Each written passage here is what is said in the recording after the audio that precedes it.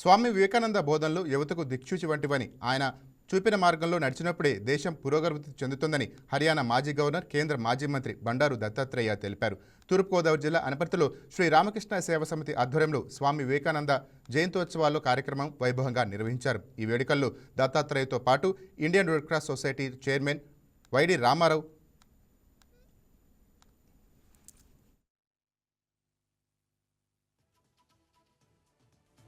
రామకృష్ణ సేవా సమితి ఆధ్వర్యంలో జీవన సాఫల్య పురస్కారం అందుకోవడం నేను అదృష్టంగా భావిస్తున్నాను.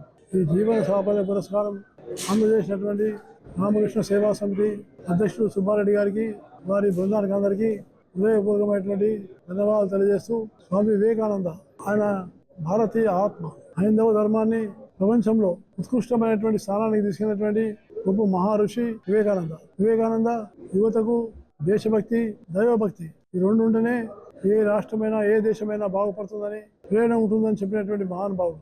ఆధ్యాత్మికతో పాటు పేదరికం, నిరక్షరాస్యత, అలాగే అంటరాంతనం ఇలాంటి సామాజికమైనటువంటి రుగ్మతల నుంచి అన్నింటి నుంచి సమాజాన్ని ముక్తి కలిగించి యువత ఆదర్శంగా నిలబడి మేలుకొల్పాలని వారు సంబోధించారు.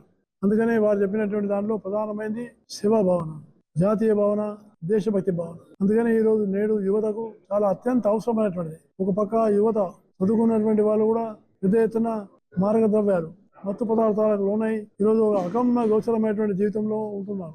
ఇది చాలా ప్రమాదమైనటువంటి విషయం. ఇది కేవలం ప్రభుత్వాలకు సంబంధించిన విషయం కాదు, ఇది ఒక సామాజికమైనటువంటి సమస్య.